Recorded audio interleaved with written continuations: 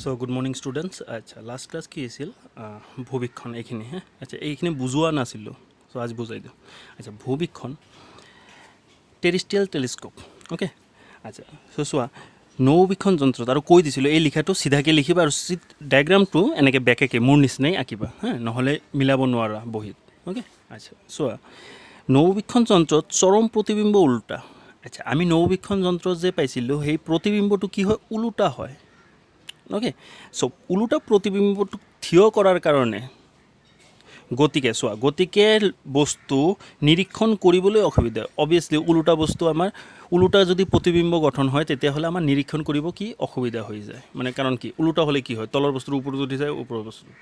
সেই ওলোটা বস্তুটোক থিয় কৰাৰ কাৰণে আমি কি কৰোঁ? ভূবীক্ষণ যন্ত্ৰ ইউজ কৰোঁ। চোৱা, সেইবাবে অতিৰিক্ত উত্তল লেন্স এখন ব্যৱহাৰ কৰি এই উত্তল লেন্স অতিৰিক্ত আৰু এটা উত্তল লেন্স ব্যৱহাৰ কৰি এই ৰশ্মিটোক চোৱা তলত এতিয়া প্ৰতিবিম্ব সৃষ্টি হোৱা নাই। এই লেন্সটোৰ কাৰণে তলৰ প্ৰতিবিম্বটো কি কৰিছোঁ? ওপৰত গঠন কৰি দিছোঁ। অ'কে, আচ্ছা, চ' উত্তল লেন্স এখন ব্যৱহাৰ কৰি আমি কি কৰিবলৈ নৌবীক্ষণ যন্ত্ৰত চৰম প্ৰতিবিম্ব ওলোটা, গতিকে বস্তু নিৰীক্ষণ কৰিবলৈ অসুবিধা। সেইবাবে অতিৰিক্ত উত্তল লেন্স এখন ব্যৱহাৰ কৰি ইয়াক যথাযথ কৰা হয়। অ'কে, এই যন্ত্ৰক কি বুলি কোৱা হয়? ভূবীক্ষণ যন্ত্ৰ। চ' ভূবীক্ষণ যন্ত্ৰৰ পৰিৱৰ্তন ক্ষমতা একো নাহে পৰীক্ষা। চ' যদি আহে ভূবীক্ষণ যন্ত্ৰ কি আৰু ৰশ্মিচিত্ৰ আঁকা। চ' 3 মাৰ্ক কুৱেশ্যনটোত থাকিব।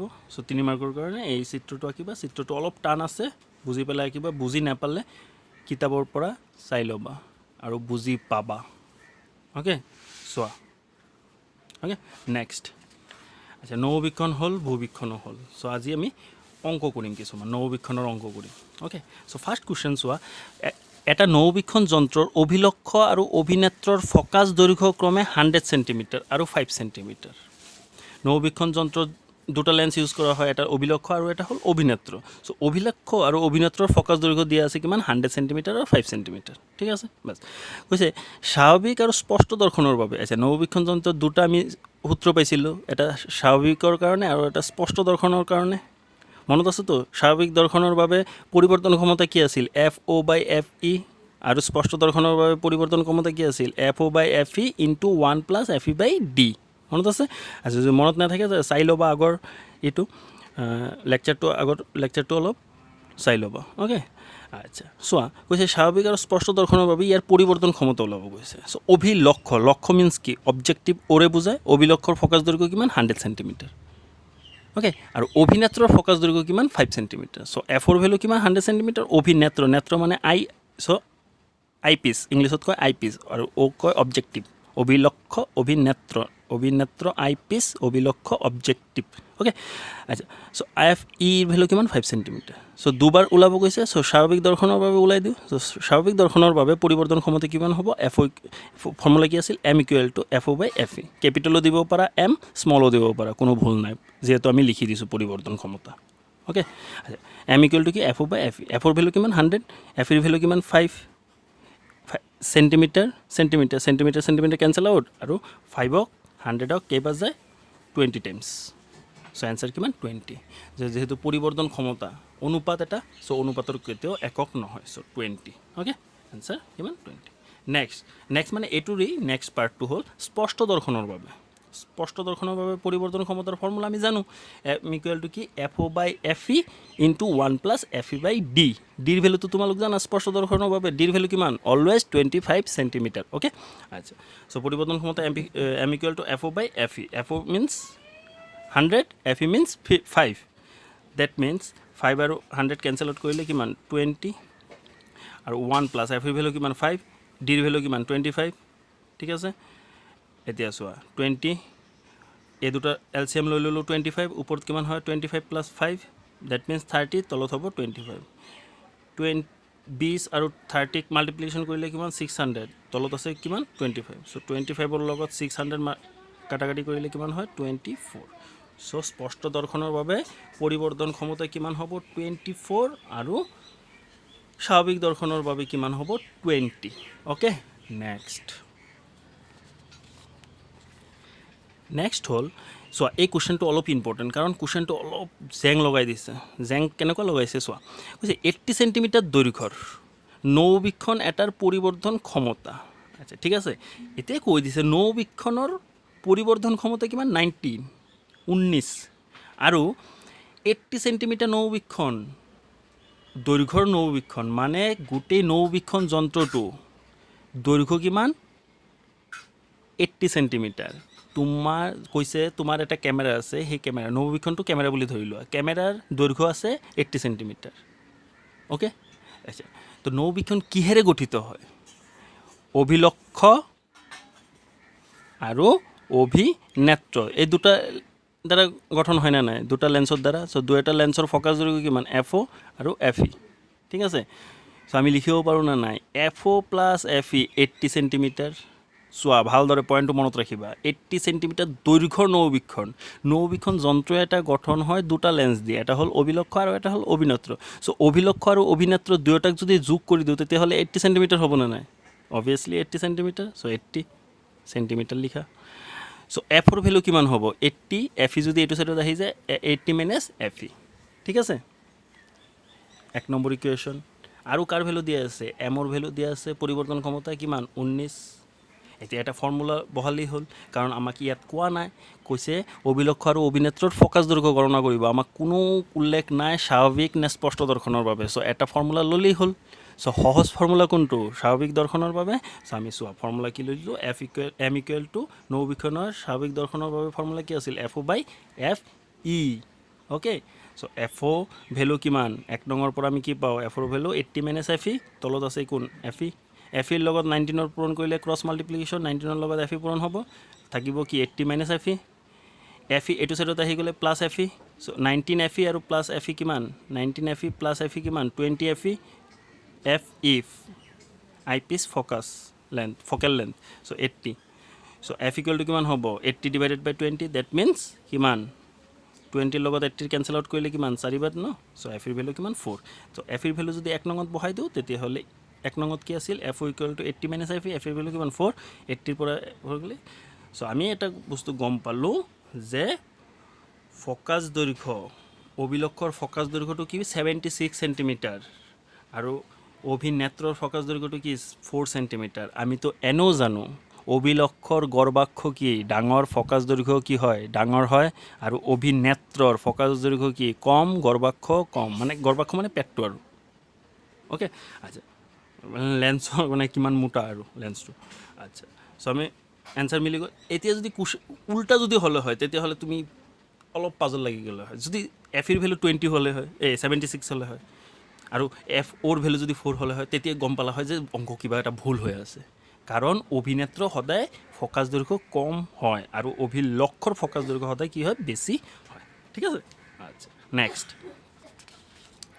এতিয়া প্ৰতি দুই প্ৰকাৰ দূৰবীক্ষণ আছিল প্ৰতিহাৰক আৰু প্ৰতিফলক দূৰবীক্ষণ কি নৌবীক্ষণ আৰু ভূবীক্ষণ হল কমপ্লিট অংক হল কৰায়ো দিলো এতিয়া হল প্ৰতিফলক দূৰবীক্ষণ চোৱা প্ৰতিহাৰক আৰু প্ৰতিফলক দূৰবীক্ষণৰ মূল সূত্ৰ একই দুটা একই দূৰৰ বস্তু দেখা হয় ওকে এটা লেন্স ইউজ কৰে এটা দাপোন ইউজ কৰে লেন্সৰটো আমাৰ খতম হল এতিয়া দাপোন দি কৰিম এতিয়া চোৱা প্ৰতিফলক দূৰবীক্ষণ দাপোনৰ দ্বাৰা সজোৱা হয় অলপ আগতে কৈছো একদম প্ৰথমতে কৈ ৰাখিছো প্ৰতিহাৰক মানে লেন্সৰ মাজৰে হয় প্ৰতিফলন ক'ত হয় দাপোনত হয় হেতু কাৰণে কি কৈছে প্ৰতিফলক দূৰবীক্ষণ দাপোনৰ দ্বাৰা সজোৱা হয় ওকে আচ্ছা ইয়াৰ প্ৰধান পদ্ধতি কেটা হল তিনিটা পদ্ধতিত সজায় এটা হল নিউটনে সজাইছিল আৰু এটা হল কাছেগনিয়ে সজাইছিল আৰু এটা হল গ্ৰেগৰিয়ে সজাইছিল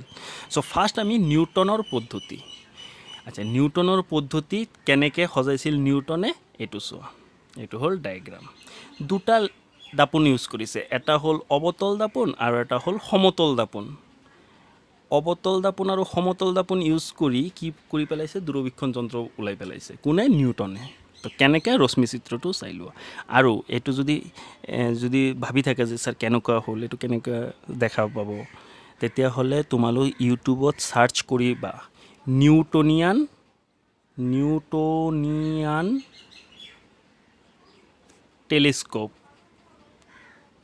টেলিস্কোপ চাবা ধুনীয়াকৈ পাই যাবা হা কেনেকুৱা হয় একচুৱেল টেলিস্কোপটো কেনেকুৱা হয় নিউটনিয়ানটো চ' কেইটা ইউজ কৰিছোঁ এটা অৱতল দাপোন এটা সমতল দাপোন এ হ'ল অৱতল দাপোন বি হ'ল সমতল দাপোন চোৱা ৰশ্মি আহি অৱতল দাপোনত পৰিব অৱতল দাপোনৰ পৰা সমতল দাপোনত পৰিব সমতল দাপোনত পৰিলে ইয়াত প্ৰতিবিম্বৰ গঠন হ'ব তোমালোক আকৌ ৰাউণ্ড চিনটো নিদিবা মই দি দিছোঁ আচ্ছা কোন পিন্ধি দেখা যায় এই পিন্ধি চালে চোৱা চকু আঁকি ৰাখিছোঁ এই পিন্ধি যদি চোৱা তেতিয়াহ'লে প্ৰতিবিম্ব দূৰৰ প্ৰতিবিম্ব ক'ত গঠন হ'ব চকুৰ সন্মুখত ঠিক আছে আচ্ছা চোৱা কেনেকৈ আঁকিছোঁ এই লিখাটো লিখিব নালাগে তথাপিও এই দুটা এটা লাইনত লিখি দিছোঁ মই যদি কেতিয়াবা আহি যায় ন চিত্ৰৰ লগত যদি লিখাটো আহে চোৱা এই পদ্ধতিত দূৰৰ বস্তুৰ পৰা অহা ৰশ্মি অৱতল দাপোন দূৰৰ বস্তুৰ পৰা অহা ৰশ্মি ক'ত পৰে অৱতল দাপোনত দূৰৰ পৰা আহিছে চাইছে দূৰৰ পৰা আহি অৱতল দাপোনত পৰে অৱতল দাপোন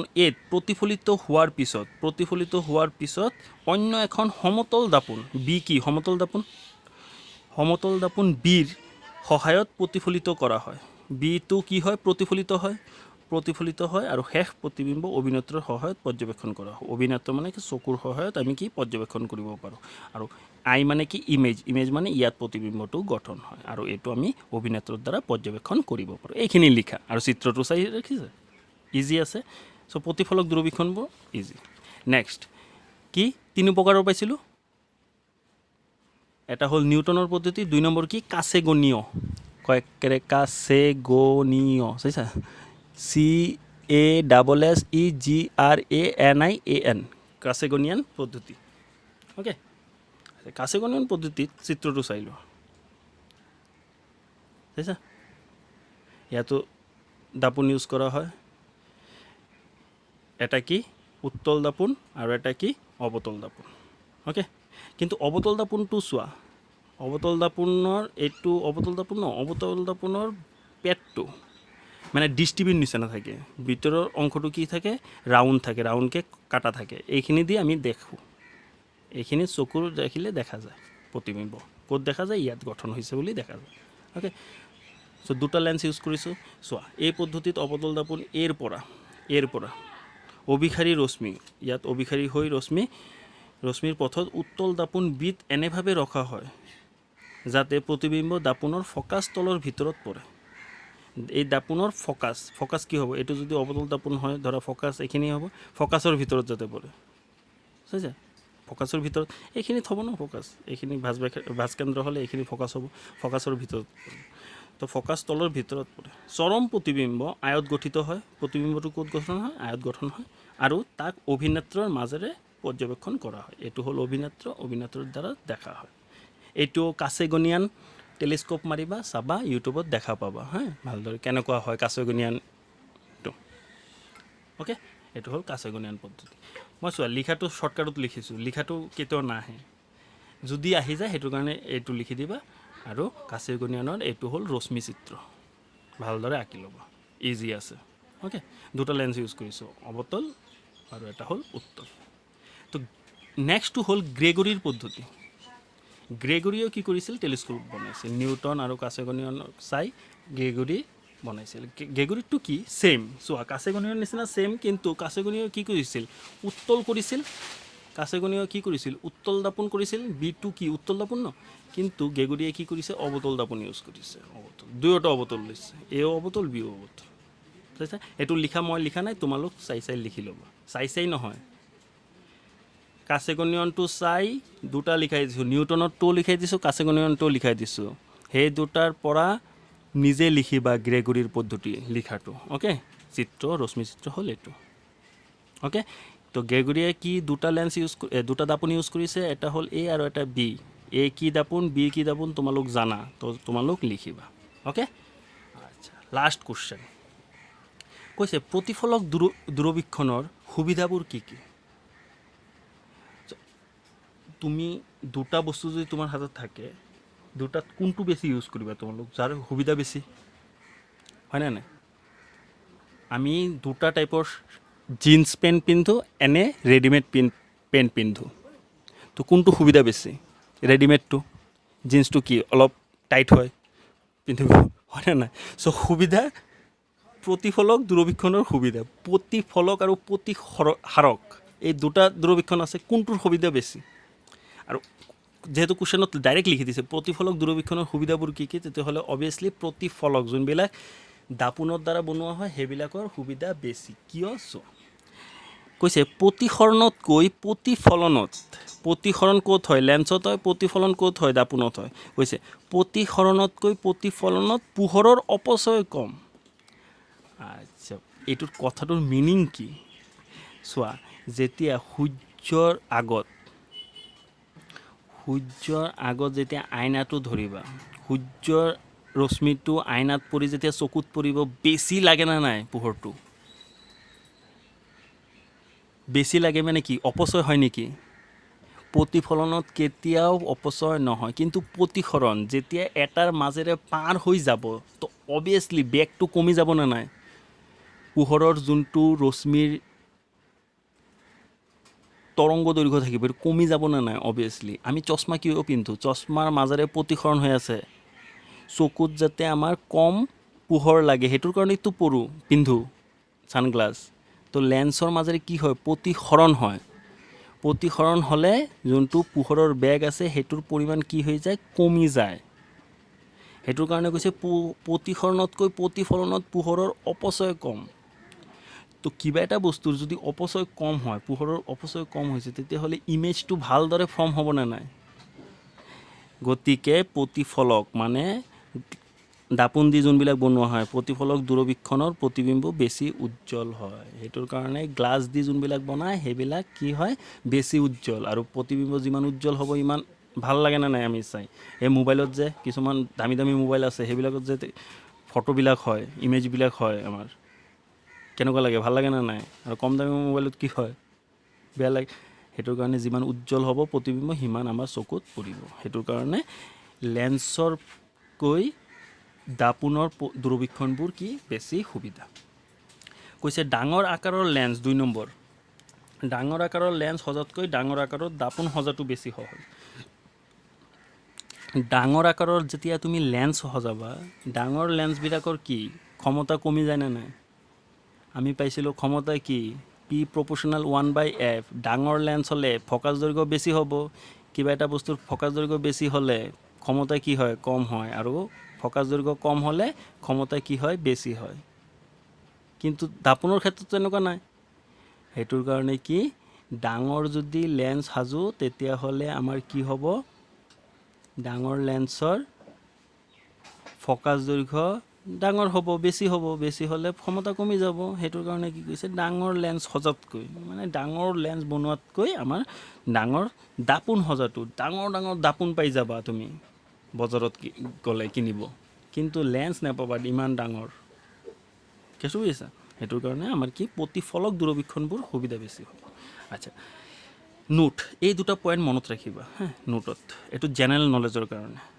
কৈছে ইণ্ডিয়াৰ সৰ্ববৃহৎ দূৰবীণটো মানে দূৰবীক্ষণ যন্ত্ৰটো ক'ত তামিলনাডুৰ কাবালুৰ